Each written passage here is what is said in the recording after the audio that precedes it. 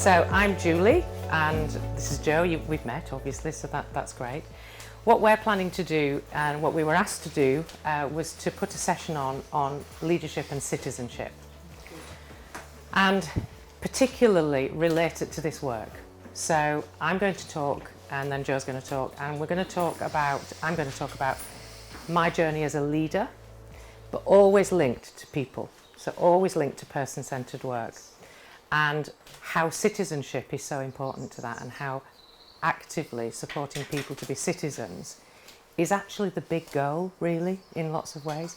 But how, as leaders, and I have been a leader for many, many years, how, and I'm talking about other leaders now, how people can lose that focus and just be concentrating on what I call the wrong things. But if you are a true, authentic leader, you can lead at all levels, and you can lead through people, and you can stay connected to that purpose and people. So that's roughly what I'm going to be talking about. And then Joe's going to tell us his story, which is a great story. So I'm going to go first. And we're going to try and spend 15 minutes-ish talking, if we can. And then we're going to open up and have a big conversation. So that's our plan, okay? So I'm going to whip through this. A lot of it we've covered. A lot of it will be similar to what we've been discussing, and the themes will be the same, I'm sure.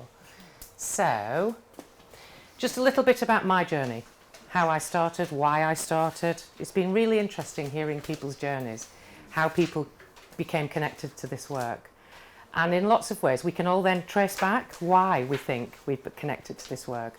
So I was just talking then, the picture on the front, my hair, colour, random conversations. But my mum was is still a hairdresser. She's nearly 80 and she still goes out like a social service, I say. She goes out doing people's hair. She used to have a shop, and this shop in my life was probably very, very influential. So it was lots of people, real mix of people.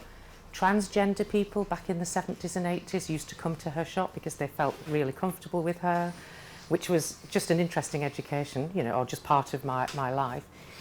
The shop was in a mill town. So in the UK, we had lots of cotton mills and textile mills in the area I live. So these really tight-knit communities. And women who used to come in, mainly women, men as well, lots of men actually, but a lot of women used to come and congregate in this shop. And this sense of community and this sense of warmth was just really, really important to me. And I learnt so much about life. I was a reluctant hair washer. So I used to help out on a Saturday and in the holidays, and I didn't really want to be there. But actually, what I did learn is it was very instructive. I then finished my education. Well, I didn't quite finish it because I didn't like it. So I went to live in France for a few years, which I adored, working with children, learning to speak French, which we were talking about earlier. And then I came back to the UK and thought, what am I going to do? What am I going to do? I ended up in Bristol, which is not far from here, and I was working in a pharmacy. It was so boring. And I just thought, what am I going to do? And I went to the job centre and I looked on the board and I saw this job as a care assistant with older people. That's me. So I went for the interview, and the lady was ringing the home saying, I've got somebody here that you can interview.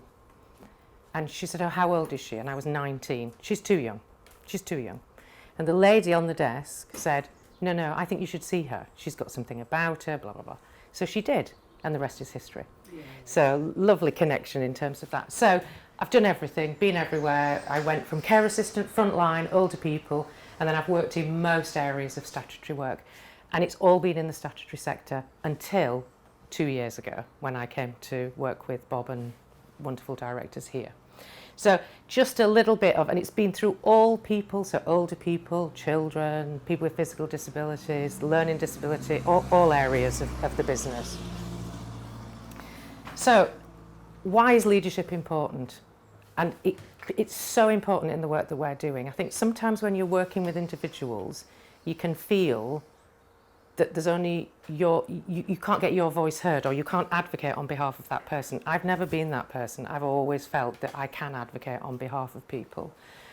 And it's required to make a difference. So now I'm in a position where I'm working with individuals and I'm having to battle the system. You know, I'm having to try and get things organised for individuals. And I'm fighting, literally, as we know, fighting to get the person's voice heard and really help make that difference. And I just see that's my responsibility. It's what I have to do. It's important, and I will do it and stand up for people. And I suppose in my leadership roles in the statutory sector, I was an unusual person, because a lot of people they bow to the pressure of the system and they conform to the system and they go, whereas I could never do that because I was always focused on people. And if you do right by people, you do right by everything. But I have seen too many people just bowing and giving in. And I used to get very frustrated with fellow senior leaders across Wales, where I work, who I used to say, you're taking the money, good money, but you're not making a difference. You're just doing stuff that isn't important. How do you stay connected to people? And that thing about shaping and influence, when you are in a senior position, which I was able to be much more influential and really shape things. So I really got hold of that opportunity and really did something with it, which I'm going to talk about. And one of the things that's helped me stay strong is that I have a real clear purpose. You can see the journey, and I have a purpose in terms of helping people. When I say helping people, not in a passive or patronising way, but actually helping people to get their own lives, to actually live their own lives. So it's really, really important. And I feel very passionate about that. So you might be able to see, we can send you the slides, but I saw this the other day and I really liked this when I was preparing for this. So it's been the source is the Harvard Business Review. So somebody's put this together, which I really, really like. All that emphasis about connection. You've got to connect before you can lead. And whether that's leading individuals and supporting individuals to get their best lives, or whether that's connecting to shape and influence, which is a lot of what I'm doing. So that connect first. So what we've been doing over these 3 days, we've been connecting, really connecting at sort of deep levels. And we're asking ourselves, can I trust this person? Can I trust this person?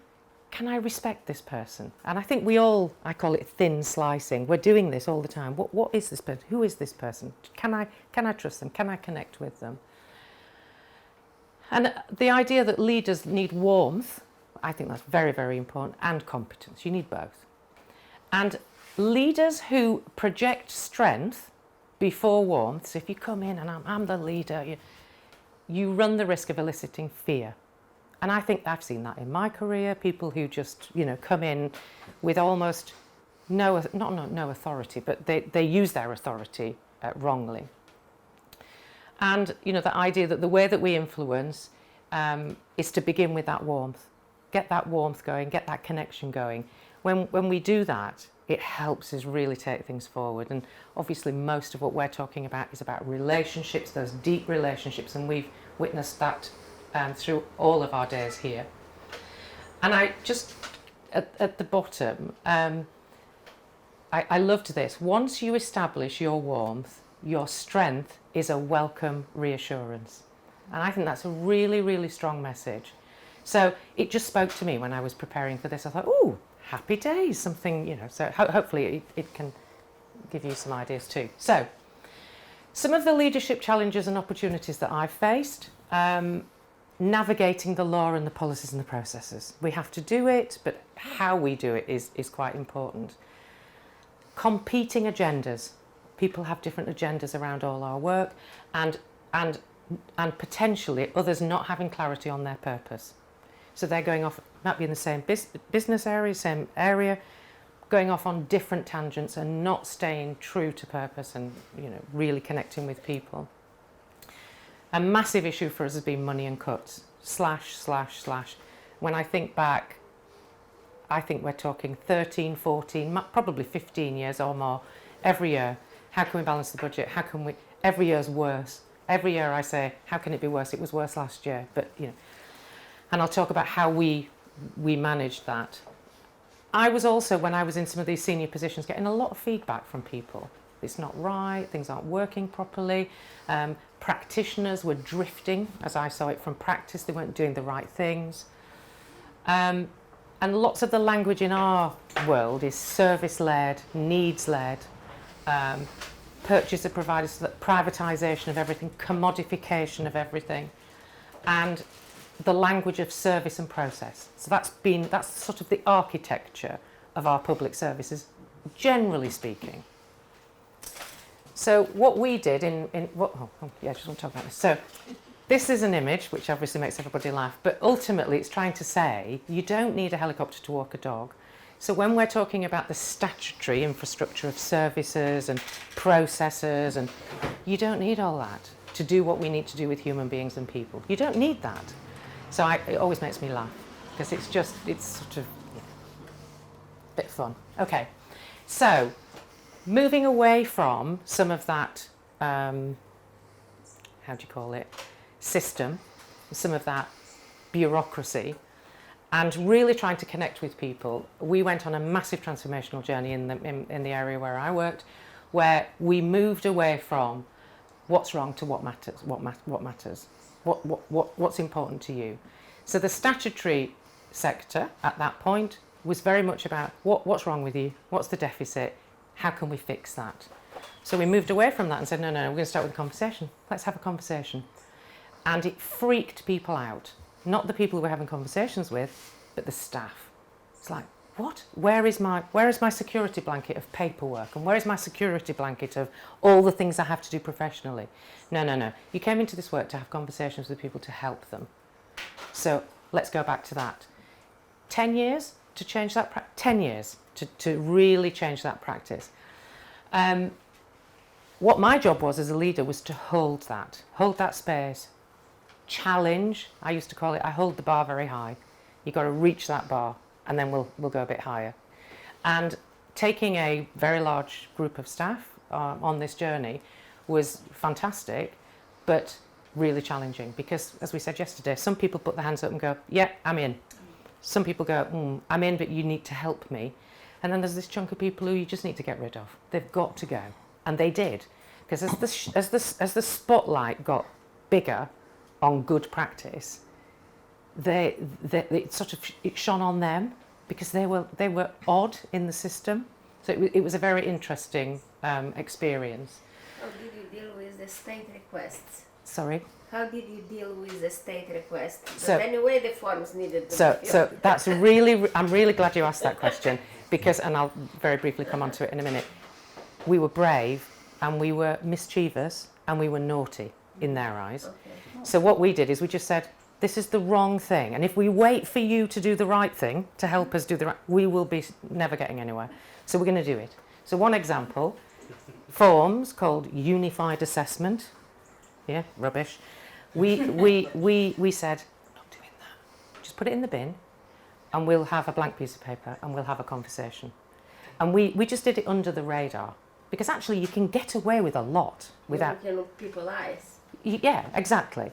So for a long time, people didn't know we were doing this. But interestingly, our approach became what is written on the face of the new law in Wales. So it became the practice. But we had to do it by stealth. And we were brave to do it. We all knew that it was the right thing to do. Yeah, and I was the boss, yeah, so there you go. Yeah. So some of the principles, so we were connected to community, working, all the things that we've talked about before. These are all things that we've been talking about. So that's what we tried to live. Okay, so this is how the staff felt. Because we were asking them to work differently. And a member of staff sent me this. She said, I love what we're doing, but this is how I feel. And I loved it, so I always use it.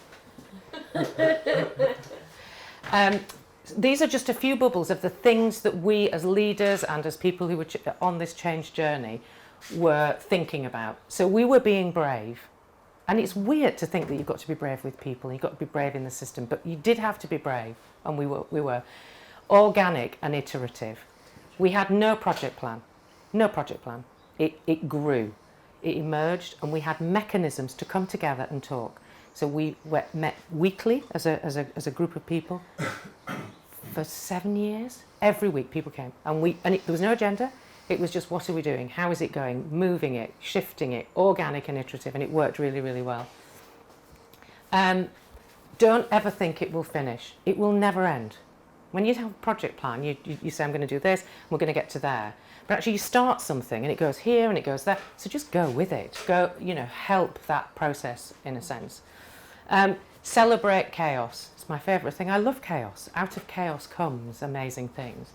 Start fires everywhere. And that's what we did. It led to so many initiatives that were not of my doing. It was of people feeling empowered and people thinking, oh, I can take this practice change. I can do this. I can do that. And I can't go into the detail because I haven't got time. Masses of change programs, wrong word, change events that happened that are really, really positive. Bubble up from the bottom. Listen to people. Go to the people, listen to the people, listen to the staff and start from there. So they're just a few things. Experiment, don't pilot.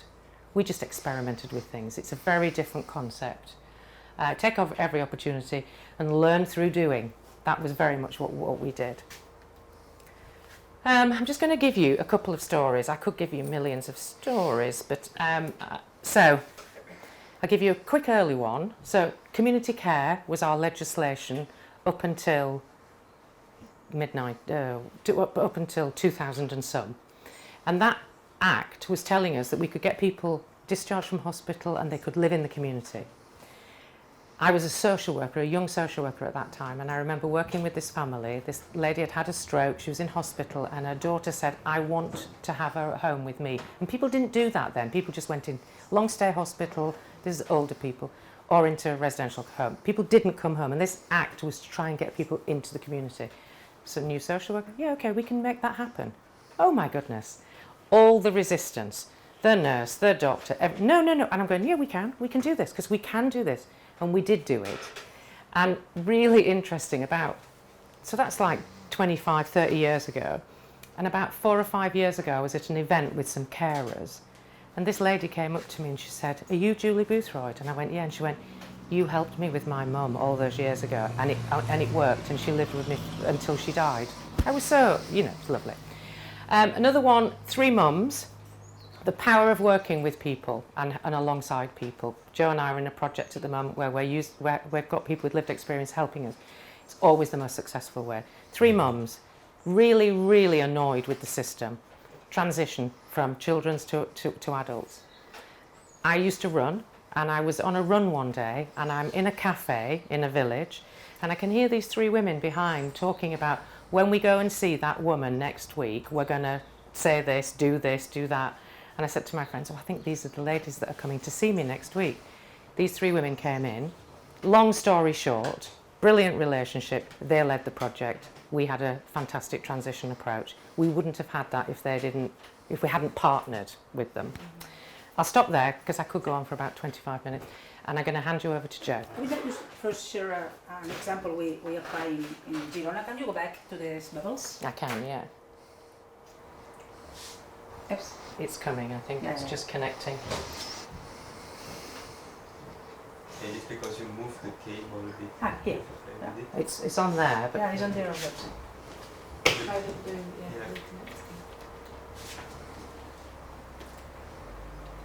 Okay, I was just reading this and it says something like challenge the status quo, start fires everywhere, all this way of thinking, think outside of the box and so on. In Spain, the law changed about guardianship laws 2 years ago in order to say that the person has the full competence to manage their personal budgets, their economy, even on the bank accounts. Okay, it was necessary to have their signature in order to authorize any kind of movement on the bank. Okay, that's what the law says, and we agree with that, and we empower people to go themselves to the bank and to ask for the money or the movement or whatever, or mortgage or whatever they need.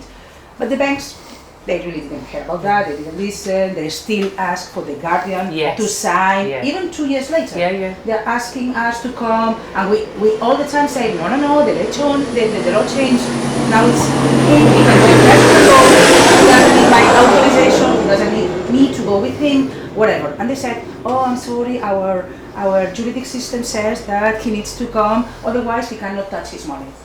Okay, we sued them, the banks. Did you? Yes. Successfully? And it's in court now. Oh, it's in court now? It's in court now because at the beginning it didn't proceed, a lot of, the last news we got about the central bank in Spain, that our suit was accepted.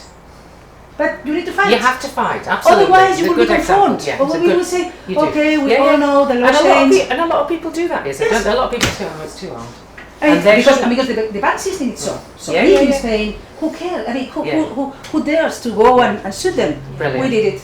And then now the court has forced the banks to accept what the really law says. Yeah, that's an example how leadership can change things. That is exactly a brilliant example. Thank you. The service. Cheers. Yes. Look at your law. Why are you saying the opposite? Because the bank services, the bank juridic services were saying, this is too complicated, we still ask for someone responsible to go on behalf of the person. We didn't believe on the change, on the spirit Right. of the change. What time do we have to finish, Julie? Okay. Look at 10 to 10? This is your, Is it 11 we finish? 10:30. Brilliant. Thanks, guys. I'm just checking so I can check my timing. Yeah, we started at 9:30, didn't we? Yeah. Yeah, that's fine. Perfect timing. Perfect. Brilliant. So I'm going to just give you a little bit of my rundown. So my name is Joe Powell. I'm the Chief Executive of All Wales People First. So we're an umbrella body for self-advocacy groups across Wales for people with learning disabilities. And my approach to leadership and culture and citizenship is about reversing the culture. And I'll come on to this in a bit. Please tell me if you can't understand me, by the way. I'm from the northeast of England and I speak very fast. So my own journey, so I was diagnosed with Asperger's syndrome in 1996. I presented more like somebody on the autism spectrum then. I was non-verbal, which I've made up for since then. Non-verbal. That's why you speak so fast. I've got a lot of time to make up for, absolutely. And when I was diagnosed, we thought the answer was a care home. And it was a fight for a care home. I mean, a fight. It was like a coveted treasure, this care home. And we thought going to a care home would get me, as my parents called me, fixed up, would make me a normal person. And that's how we thought. I thought that way as well, to be perfectly honest. I'll be honest with you. But when I went to the service in Manchester, this is a whistle-stop tour, I was very shy, nervous, didn't speak. There were very challenging service users there who used to threaten the staff, who were not appropriately funded for the support levels they needed, which meant it had an effect on the whole house. It drained all the resources. Long story short, I ended up getting involved to protect staff, and I ended up getting involved in challenging behaviours and had a major nervous breakdown. Long story short, because I had this idea of perfectionism. This is why I was non-verbal for years, because when I was younger at school, I got into trouble, changed schools at a young age, and because I was accepted now and people were positive towards me, it became a kind of an obsession. And I got quieter and quieter and quieter till I was non-verbal, had this perfect image of myself. And then once I started having these challenging behaviours, then I was in trouble. It broke this perfect, deluded idea I had of myself. And I had a major breakdown, basically. So I moved to Newport in South Wales. So my first service was in Manchester, in the north of England. I moved to Newport in South Wales because my dad's job department in British Aerospace had been moved from Birtley in the northeast to Newport in Wales. So we thought, let's have a new service with your family on hand. And this time, you know, in the first service, I had to be the most affected person with autism in the world, the quietest in the world, the tallest in the world, the most handsome in the world, everything perfect in the world. And I couldn't handle it if people said none of it was true. Couldn't handle it at all. Had this massive breakdown. And in this service, they said, right, we're going to change the culture. You're going to be our most able service user from now on, which is a bloody daft thing to do. But I came out of my comfort zone, started speaking, started mixing, and did make massive progress to begin with. The problem was, it was quite an institutionalised setting. I was supported by staff who weren't that respectful, and I had enough self-awareness to know the way I was being treated wasn't really good. So I had a hell of a fight to leave, and I was told I would always need a care service. And the person, when I went to get an advocate to help to get me out, the chair of the board of the advocacy organisation also ran my care service. So I couldn't get out, basically. So an independent advocate, long story short, went to my local authorities and told them about me. They happened to have done some training in Gateshead with a guy called Bob Rhodes, Lives Through Friends, and that's when Bob was brought in. All roads lead to Bob. Absolutely. And when I was with Bob, Bob got me an individual budget. So basically, when I was in Manchester, it was £160,000 a year for no one-to-one support. When I went to Newport, it was £130,000 a year because I was living in my own self-contained flat. No one-to-one support. I was in a crisis caused by the situation I was in there, and it was put down as kind of my behaviour or what have you. Bob came in with me and he got me an individual budget for £28,000. So that's over £102,000 less. And I had 30 one-to-one hours per week for that. Staff that I employed, my own psychologist on board from Studio 3, my own bookkeeper, and what we call a network facilitator to get me to live in the community, etc., etc. Long story short, every year I just gave loads and loads of money back. The budget was slashed and slashed and slashed. And now I don't need anything at all. And I don't get anything from the state. Now, although my situation is quite unique, because I went into autism care services because at that time I was in a mental health crisis. It was either go to a care service or it was to live in some kind of mental health institution. My circumstances were unique. But I still think what this shows is that the system itself, even though so let me can communicate and say what I want, the system couldn't recognise I could move on. So there's no wonder, I think, when you've got people with learning disabilities who have less ability to be able to communicate, it's no wonder they get trapped in the system. And I was often told a joke that I was never told to repeat because it's inappropriate, because I've got autism, I can get away with it, which is brilliant. And that's the real triad of impairment in autism, is health, education and social services. It's the system that causes the problems every time. And that's not criticising people who worked in health, education, social services as people. They're good people. They're frustrated by the system too. Their hands are tied. And what Bob essentially did for me to make the progress I made, he got rid of the system. The system went. And in more enlightened times, I wouldn't have been in care. And when you think of the money that was wasted when I didn't need it. So anyway, I'll just say a little bit about this, so I'll try and fit it all in. So, as I said, Always People First, we're a national umbrella body for self-advocacy groups in Wales. And my leadership style I learned from social care. We've been very successful in terms of how the organisation's grown. And one or two people have said to me, wow, have you done any management training and where did you learn that? I learned it all from care and did the exact opposite. It sounds really weird that, because when I left with Bob and I was talking about the care system and the need to reform and more people wanted me to speak, I was talking about the changes that needed to be made. And one of the problems were the way staff were treated was appallingly. They weren't being supported. There was the culture of, pardon my French, the boss walks in the room, everybody shits their pants. If the staff themselves are leaving because they think it's unfair, is it any wonder that people who are using the services do as well? And to me, there was this arrogance of leadership, this lack of flexibility. So I knew immediately when I came in what needed to be done in terms of having the right culture to make the change without doing that. But we have a long systemic problem where staff expect to lead people with learning disabilities and people with learning disabilities expect to be led. So you not only have to empower the members, people with learning disabilities, so we call members, to have the skills to step forward, you've got to get the staff to step back and to drop their power. And in some ways that's more important than empowering the members. That's a bigger hurdle than empowering the members. And that's the hard thing to do. And that's my challenge, because it Always People First, we're obviously perfect and we get nothing wrong because we're brilliant. I'm joking, obviously. But we don't have jurisdiction over our groups. So we have to have the culture which allows it to happen in the best way we can. So they're the self-advocacy groups across Wales. And I think the best way we need to do it, we need to train people to be their own biggest critic and to have self-awareness. And I always find it really fascinating how many people talk about self-awareness and they are the least self-aware people you'd ever meet and they don't have an effing clue. I just find that fascinating. I'll come on to that in a bit. So in terms of the membership, we talk about self-advocacy. When we talk about people with learning disabilities as self-advocates, actually everybody here has been empowered because of a self-advocate. We just don't call them self-advocates. So I know not everybody here is from the United Kingdom, so you might not recognise everybody here. Obviously the top two, I'm sure you do. The lady here is Emmeline Pankhurst, who led the women's suffrage movement in the United Kingdom. or was part of it, got women the vote. John Frost, bottom left, was part of the Chartist movement, which got the working class people the vote. Got black civil rights movement, who got black people empowered the vote. But the one thing they all did, they didn't just stand up for themselves and make their case known why we need to be part of society. They all took part in society and changed perceptions by being part of society and in their communities.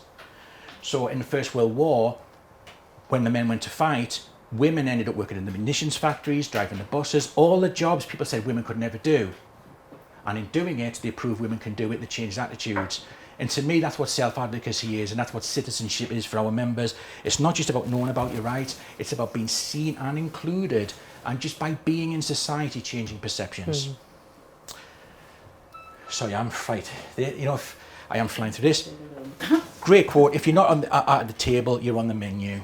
An American politician, Michael Enzi. And this is why people with learning disabilities need to be part of the political system. You can't be a person with a learning disability and not be part of the system in one way or another. Good. So I'll fly through this. Sorry, do you need to take a picture? Yeah. Yes. Definitely. I pinched this mind off CoPro Wales. It's great. Do you know Noreen Blaney went to CoPro Wales? That's well, it's not really her, good. it's Michael Enzi's, but that's where I got it from. It's good. And we have this idea that being a self-advocate or fighting for rights is about kicking off. And part of my French here, I just feel I need to say it this way. People think it's about being an arsehole. It's not. I don't believe that. We look them in the eyes, we don't kick them in the ankles. I don't believe in going in and banging a fist down. We know the answers and we this. We can work with you. These are challenging times. If you sit around the table with us as equals, we can help you find this solution, and we can. To me, that's the attitude. It's not about kicking off and showing how clever you are, or how many people you can fight, or how many battles you've won. Who does that? I don't know. Now, this is my Men in Black analogy. You know the film Men in Black? I don't know if everybody's seen the film Men in Black. Yes. Long story short, they're recruiting the best of the best of the best to join the Men in Black. Secret underground agency that nobody knows exists, saving the world every day, and yet nobody will ever know your name, nobody will ever know you're born, and they're told this is an agency that's never even exists anyway, which it does, but obviously it's secret. And you see these soldiers that have been recruited, they've got all these medals and all these ribbons on, devastated, because they need to be seen, they need to be front figure. So to be a man in the black, the question is, can you save the world and do the right thing and nobody know about it? You don't need to be seen. And can you go home at night knowing you've done your job? That's the culture I want. Now, don't get me wrong, I'm not suggesting for a second people shouldn't be given a pat on the back. They should. I need a pat on the back. But in theory, can you go home doing less rather than more, and you know yourself when you walk around Tesco's you've done a good job? To me, that is the culture we need. And we have a culture where it's about who's the smartest person in the room sometimes, who can shout the loudest. You know, when I see people who do that, this is really bizarre, I'm going to be really honest with you here. A lot of people are very superficial, and they'll like that, or they'll want to be that person's friend, or that person's popular. To me, those kind of people are just white noise. I see them as being really insecure, really needy people. The people to me that shine, and really shine, and burn brightly, are the quieter ones who listen and say, you know what, I never thought about it like that, I'll have a think about that. They're the ones that shine for me. And I think that's the way that we need to have the culture. I hope I'm not doing this too quickly. My Rorschach analogy. Now this comes from the film Batman Forever. It's a really interesting film, Batman Forever, but Bruce Wayne basically goes to the psychiatrist lady because they're hunting down the Riddler, to ask her opinion. And he says, do you have a thing for bats, doctor? And Dr. Meridian says to Bruce Wayne, well, it's a Rorschach, you see what you want to see. The thing is, do you have an issue with bats? Obviously, it bloody clearly is a bat. Let's face it. It's not an issue. But the idea is that the point I'm making is you can always tell somebody's values by their behaviours. And we have this thing where we teach people language. And if they get the language right, they've got the values right. And it's rubbish. Please pardon this expression, but in the United Kingdom, it's very offensive to use the word retard for a person with a learning disability. If anybody used the word retard, everybody would be on them and would jump on them. But we treat somebody like that, or like shit, and hardly people notice. And that's the thing. Watch the way somebody treats somebody. That's how you know what their values are. It's very, very simple. Watch the ones that talk and don't listen. I meant talk about inclusion and citizenship. Why do they do that? Because they don't give a shit what you've got to say. Despite all the things, they're driven by their needs and their personal egos first, then they deliver second. We have to be delivering because we want to deliver first, then we benefit. I benefit from my job. If I didn't have my job, not just financially, I'd have no social connections, I'd have no social validation. The job comes first, the benefits come second. And if somebody's doing all the talking and they're not listening, you know, then it's about them first. And then it's about the job second. And that's the culture we've got to try and promote. If you really are interested in citizenship, community, and connecting with people, then you're interested in what other people have to say. If you're not, then to me, your primary focus for being there is your own self-validation. Simple as that. That's just my opinion. So anyway, I'm rattling through this. Just see how much time I've got, so it's time to have the discussions. We've got till 7:30, haven't we? Yeah. Brilliant, so I can wrap up. I'll give you an example of this. So you know the biblical story of the Sword of Solomon? Yes. For those of you who don't, we have two mothers living in the same house. Each mother of an infant son came to Solomon. One of the babies had died in the night, and each claimed the remaining boy as her own. Go to Solomon. Solomon calls for a sword. Solomon declared his judgment. The baby would be cut in two, each woman to receive half. One mother did not contest the ruling, declaring that if she could not have the baby, then neither of them could have the baby. But the other woman begged Solomon, give the baby to her, just don't kill him. The king then declared the second woman must be the true mother, as the true mother would even give up her baby if that was necessary to save its life. To me, that's somebody showing their values by their actions. Just an example, just a biblical example. There's millions of them. That's how I see it. So my approach to culture, sorry, I'm going to rattle through this so we give you time to have a chat. Value and encourage staff self-reflection. It's okay to make mistakes. Well, it's not okay to make mistakes. Ideally, none of us would make mistakes, but it's not a hang on a fence either. We need to encourage people to be able to say, you know what, I got that wrong today, and that be positive. And us, we are, oh, really? Okay, then. So how do we help you with that? That's the culture we need. Making everyone feel valued. Everybody's got to be part of the vision. Everybody's got to want to be part of this and be inspired to be part of this if we're going to make it work. Again, going back to my time in care services, you had people who were there who weren't motivated because they felt not only the way they were treated, but the organisation weren't treating the service users very well. What am I coming in for? But if you've got everybody part of a vision that everybody's part of to make a difference, everybody feels connected. Humility over arrogance. Humility is everything. Again, if you're going to put what you're trying to achieve above your own personal ego, you need humility. And to me, it's the arrogant stuff that will blindside you. It will make whatever other people want or whatever other people need to be at the centre secondary to meeting your own needs. You need humility.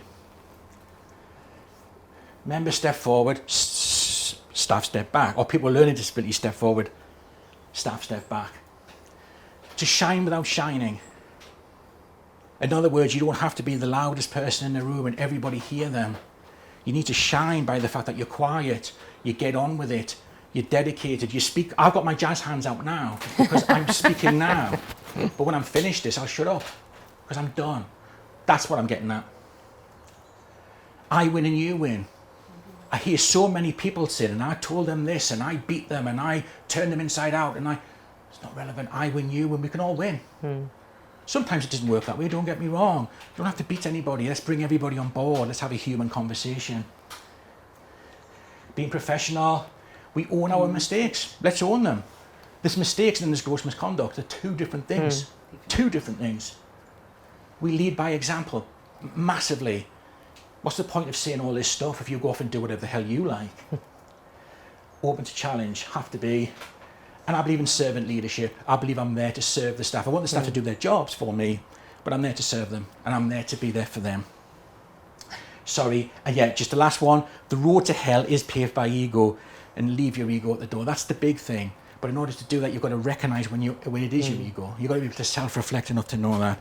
Sorry if I rattle through that, because I want to leave enough time for questions, which I'll hand over to you, Julie, if that's all right. Lovely.